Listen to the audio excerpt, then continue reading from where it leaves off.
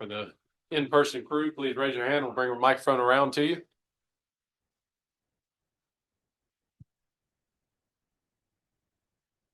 Yeah, I know it's been a little bit of a different role this year for Will Muschamp, but what sort of impact do you think that he's had on this team, even with things looking different than it has in the past with him? I think the biggest thing is like just his energy that he's been able to bring. Even though he's not, always here, his presence is, and it's kind of funny because when T-Rob got here, we said T-Rob was another Muschamp because they've been working together for so long, and he really is. And when Muschamp gets back, that energy that he just brings, and he's just been here for so long, so just to see his face, it's always a good thing to see.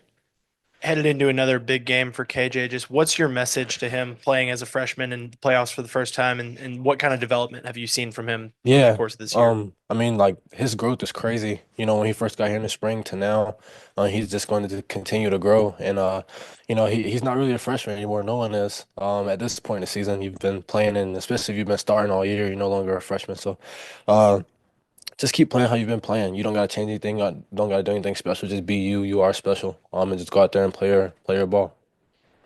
Yeah, Malachi, when you look at the secondary as a whole, Glenn was saying there's been some ups and downs throughout the year. Just as you've looked at yourselves over the past couple of weeks, what are the areas you guys have really focused on to, I guess, be more consistent going into the playoffs? Yeah, I think just being more aggressive all around the board, whether it's that, getting the balls off people or, coming up and making tackles, whatever the case may be, just wanting to be more aggressive and have more of a presence on the back end.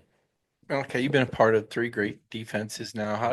What is this defense showing you? I guess just from start to finish, it looks like some guys have gotten healthy as years going on. Can you talk maybe about where this defense is now compared to where it's been? Yeah, I think at the beginning of the year, like you figure out who you want to be and you continue to do that through the middle of the year. And at the end of the year, you really, figure it out. But you don't really know until the season's over with. And like you said, we got some guys coming back from injury and, some guys battling through injury as we speak. So, just to see where we're at and see where we can go, and just know the talent and the leaders that we have on that side of the ball. I'm really excited. Malak, another question about Coach Muschamp. Obviously, he was on the field for the SEC championship game. Just from a familiarity standpoint, what was that like for it? And do you hope he's going to be on the sideline again for the Sugar Bowl? Yeah, it was good to have him on side. I think that was the first one he's been at this year. So it was good to have him on the sideline because I know last year when we lost, we just kind of talked about it, saying that we wanted to be back in that same position, and just to have him there was a special moment for me personally, but I know for him as well. I hope he's going to be at this one too. Like I said, it's always nice to have him around, and he's part of the team. He always will be. I know you've talked about playing against Gunner over the years. Just Mhm. what are some of those memories, and what challenges does he present to a defense? Yeah, most of them were bad for me. But man, I've been playing against Gunner since I was 5, I think. Um, he beat me every year when we were little in rec league. I got him 2 times in high school. But just he's always been, that guy. Since I've been growing up, he's always been the guy that like, we're going to play Raymond County all day. We got to play Gunner. That's just kind of is, and just to see his growth since he's been here. He's been waiting patiently. He's been sitting, putting his time in, and he's been working while he was waiting, and now he gets a chance to go out there and prove what he can do. And I believe him 100%. Outside the facility, it's felt like a lull without, Georgia football games going on. What's been going on here? What's been the mood? And then what's your role in kind of keeping everybody, it's not game week, but you Yeah. got to keep the energy up. Yeah, I think it's just being excited. We got a great opportunity to do something special. And when you look at it at the beginning of the year, a lot of people say we're not supposed to be here in the position that we are now. So just having an opportunity, because most people, in college football, they're not getting ready for a game like this. So just realizing the opportunity that we have and just taking advantage of it and just being grateful. Can you just talk about how the team is kind of rallying around Gunner? Mhm.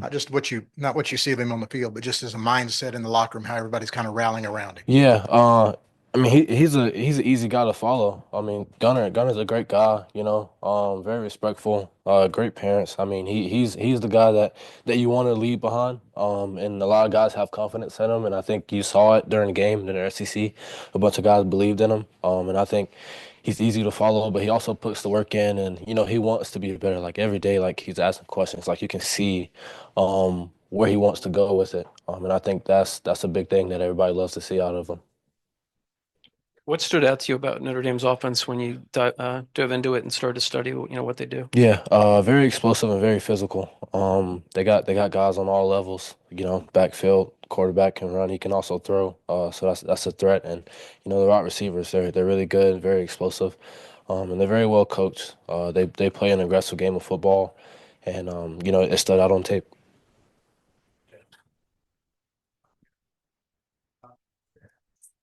Yeah, it seems like away from the football field, Gunner, quiet, nice, mild-mannered kid, and then he sort of steps on the field and he's Yeah. running guys over, talking junk to other guys. Yeah. What is that on-field personality of Gunner like, and why does it seem like guys sort of seem to gravitate or rally around that? Yeah, I think it's just the confidence that he has in himself. I think you see everybody like having confidence in him, and like when you see him step out and he's running and running guys over or whatever. That's just the confidence that he has in his game, and that's another reason why it makes it so easy to follow him. Because when you see somebody like that who's so confident, it's hard to not be confident in them as well. So, he's been doing a phenomenal job, and just the guy he is on and off the field. I mean, it's amazing. This time we'll take a couple questions from Zoom. Okay, first up will be Charles Odom, Associated Press. I'm going to ask you yet another one about Gunner, if you don't mind. Based on your background with him, what was it like for you to watch from the sideline when he entered that game and immediately led the team down the field to a touchdown on his first drive? Yeah, I told my mom as soon as I got back after the game and I went and saw him in the stands. I told him, I was like, I don't think anybody's more excited for Gunner than me, other than his parents. But like I said, it's been a long time for him. He came here and he sat and waited and he put his time in, and we have a really really good relationship. And just to see him go out there and show what he can do after everything that he's been through while he's here, I was really happy for him. Okay, next up will be Bailey Burmaster, Atlanta News First. Malaki, going off of that, another Gunner question. I'm curious, what is something that you could tell us about Gunner that maybe the average person doesn't know?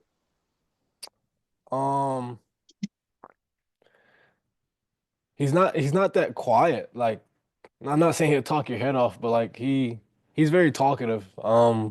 If you know him and if you're around him a lot. But like I said, he can be quiet, but he likes to talk. I mean, he's not like a quiet mouse or something. He likes to socialize. So I think that would be it. Time for another couple questions in the room.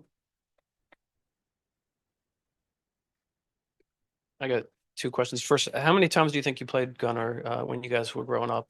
And was that like at Jefferson and Arabian County, or was it neutral fields too?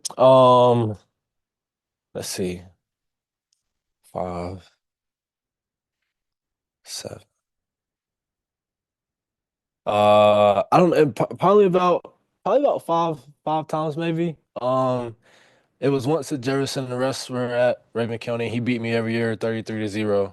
Every year. I don't know why. Except for one year it was 33-6. I scored, but so I want to ask you about Ryan Puglisi and Jaden Rashad. What are you seeing from them, as one of them will obviously be the backup now? yeah. I mean, both of the guys are elite. The arm talent is crazy on both of them. And just to see them just kind of step up, somebody's next in that role. You see their preparation for both of them. Just those guys, I think they're ready. I think they want to be ready. They want to have that chance, and when they do, I know they will be. You've played both star and safety this year, bouncing wherever Georgia needs you to play. What has that experience taught you about yourself? Yeah. Being able to do that. I think it's allowed me to realize like how versatile I can be. And it's allowed me to like really learn the defense. Not just like from safety or star, but just like from all positions. Because at safety I gotta know what everybody's doing, and at star, I gotta know the same thing as well. But there's more to people beside me, and that really helps me like have a clear focus on the field and like not so eager like to go make a play, because like I know where people are going to be at, so I don't have to worry about being everywhere on the field. And I think that's something I struggle with early on. Time for another question if someone has one. Malaki. You're a guy in high school that played both ways.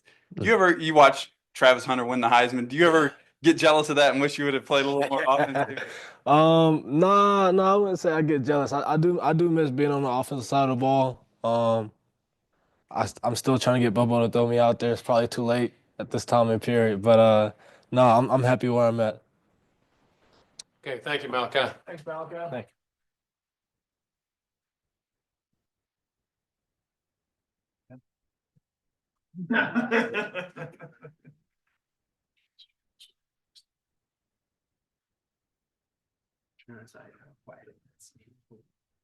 Didn't want to mess up.